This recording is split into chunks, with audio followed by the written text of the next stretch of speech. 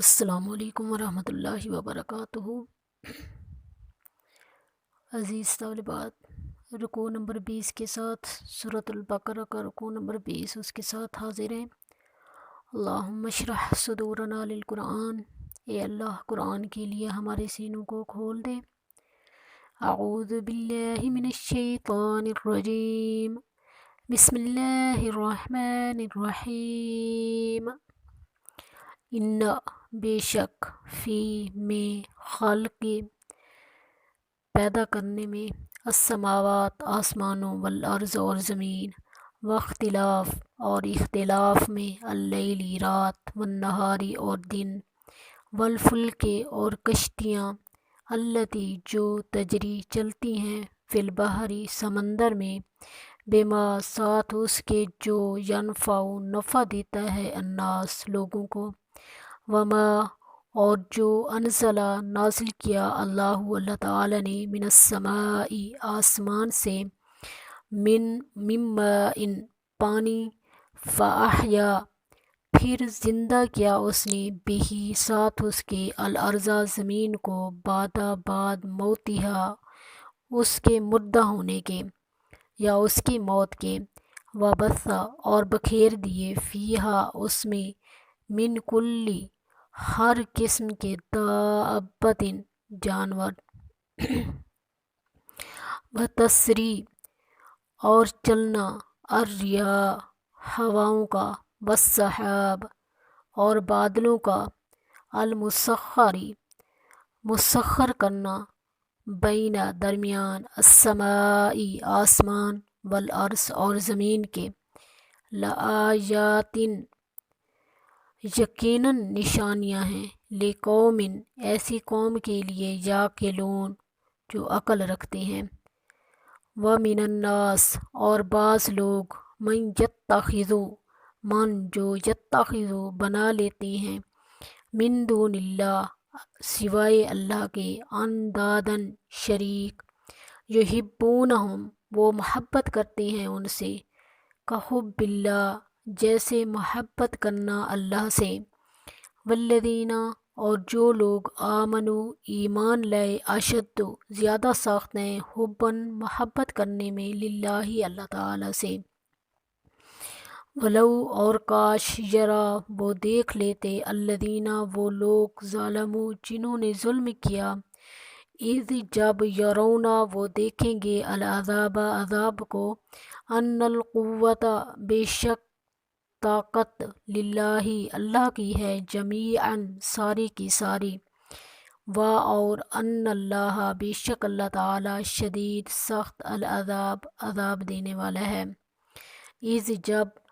تبرأ بیزار ہو جائیں گے، الذین وہ لوگ جو، اتبعوا پیروی کی گئی، من الذین ان لوگوں سے، جنہوں نے، اتبعوا پیروی کی، ورعوا اور وہ دیکھیں گے، العذاب عذاب، وتقطعت اور کٹ جائیں گے، بہم ان کے، الاسباب تعلقات، اسباب رشتے، وقالا اور کہیں گے، الذین وہ لوگ، اتبعوا جنہوں نے پیروی کی، لو کاش، ان بے شک، لنا ہمارے لیے ہوتا، کرتن لوٹ جانا، فنتبرأ پھر ہم بری ہو جاتے، منہم ان سے، کما جیسا کہ، تبرؤ وہ بیزار ہو گئے ہیں، منا ہم سے، کاش بے شک ہمارے لیے لوٹ جانا ہوتا دنیا میں، فنتبرأ منہم کما تبرؤ منا پھر ہم ان سے جو ہے بری ہو جاتے، بیزار ہو جاتے، جس طرح کہ وہ بیزار ہو گئے ہیں ہم سے، کذالک اسی طرح، یریہم اللہ دکھاتا ہے انہیں اللہ تعالی، اعمالہم اعمال ان کے، حسرات پچھتاوا بنا کر، علیہم ان پر، وما ہم اور نہیں وہ، بخارجین نکلنے والے، من النار آگ سے۔ پیاری بہنوں، یہ تھا اس رکوع کا لفظی ترجمہ۔ اس کی مختصر تفسیر کی طرف آ جاتے ہیں تو یہ جو آیات جن کا میں نے لفظی ترجمہ کیا ہے رکوع نمبر 20، اس میں دو چیزیں بتائی گئی ہیں۔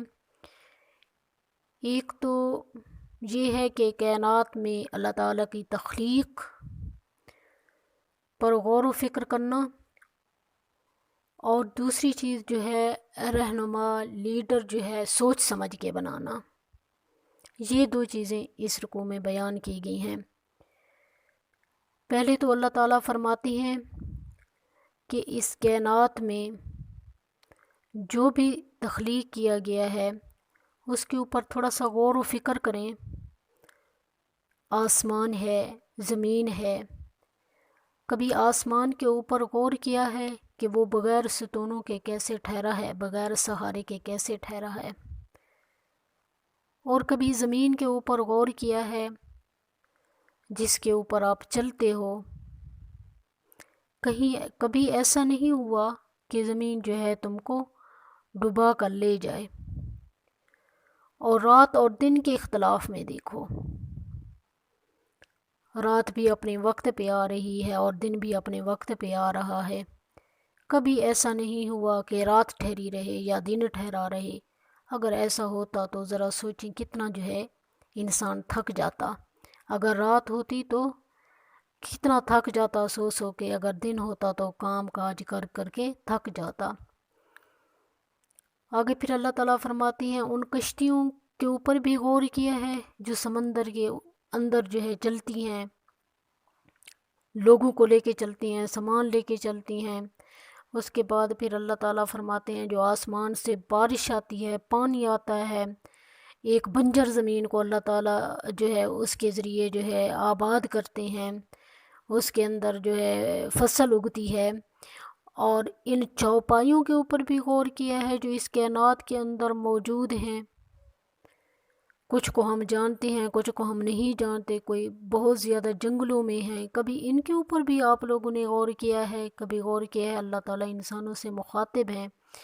ہوا کے چلنے میں، آسمان اور زمین کے درمیان بادلوں کے آنے میں، اور اس میں سب میں کیا ہے؟ اللہ تعالیٰ فرماتی ہیں یہ نشانیاں ہیں، یہ کوئی ہستی ہے جو انہیں چلا رہی ہے، وہ اللہ واحد ہے جو ان کو چلا رہا ہے، اور یہ جو ہے سب اسی کے حکم کے فرما بردار ہیں، اور ہر وقت جو ہے اس کی فرما برداری میں لگے رہتے ہیں۔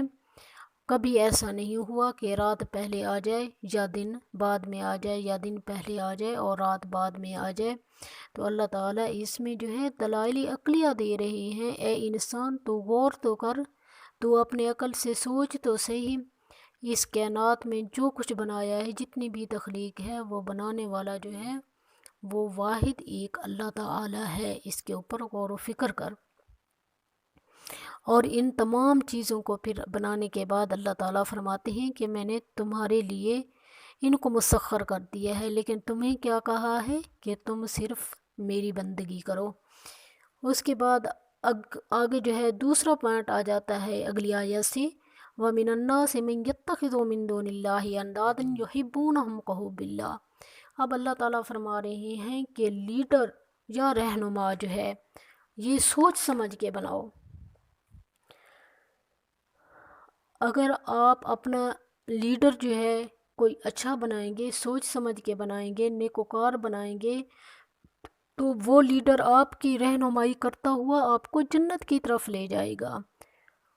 اگر آپ ایسے لیڈر کو منتخب کریں گے جو ہے خود بھی جو ہے ایماندار نہ ہو، جو خود بھی نمازی نہ ہو، جو خود بھی قرآن نہ پڑھتا ہو، خود بھی اس کے اندر جو ہے عمل نہ ہو، وہ خود جو ہے خیانت کرتا ہو، تو جب ایسے جو ہے لیڈر کو اپنا رہنما بناؤ گے، ایسے شخص کو اپنا رہنما بناؤ گے، تو پھر وہ جو ہے آپ کی قیادت کرتے ہوئے آپ جب اس کے پیچھے چلو گے تو وہ آپ کو جہنم میں لے کے چلا جائے گا۔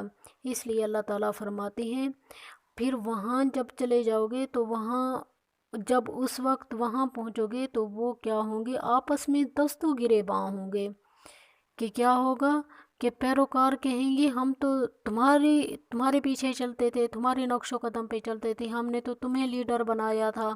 اور لیڈر کیا کہیں گے کہ آج کے دن ہم تم سے بیزار ہیں، تم جو ہے اپنے اعمال جو ہے جاؤ اور واپس جو ہے اپنے نیک اعمال لے آؤ، ہم تم سے بیزار ہیں۔ آپس میں ان کا لڑائی جھگڑا ہوگا۔ تو اللہ تعالیٰ فرماتے ہیں کہ اپنا لیڈر، اپنا رہنما جس کو آپ امانت دے رہے ہو تو وہ بھی آپ سوچ سمجھ کے بناؤ، جس کے پاس جو ہے تم اپنی امانت رکھ رہے ہو۔ یہ دو چیزیں جو ہے اس رکوع میں ڈسکس کی گئی ہیں، اس رکوع میں بتائی گئی ہیں۔ ایک کیا بتایا گیا ہے کہ کائنات میں اس کے نشانیوں پر غور کر کے اسے پہچاننے والے ہی عقل مند ہیں۔ اور دوسری کیا چیز بتائی گئی ہے کہ رہنما اور لیڈر سوچ سمجھ کر بنانا، باطل لیڈروں کی پیروی نہ کرنا ورنہ ان کے پیچھے جہنم میں چلے جاؤ گے جہاں وہ باہم دست و گریباں ہوں گے۔ وآخر دعوانا ان الحمد للہ رب العالمین۔ السلام علیکم ورحمۃ اللہ وبرکاتہ۔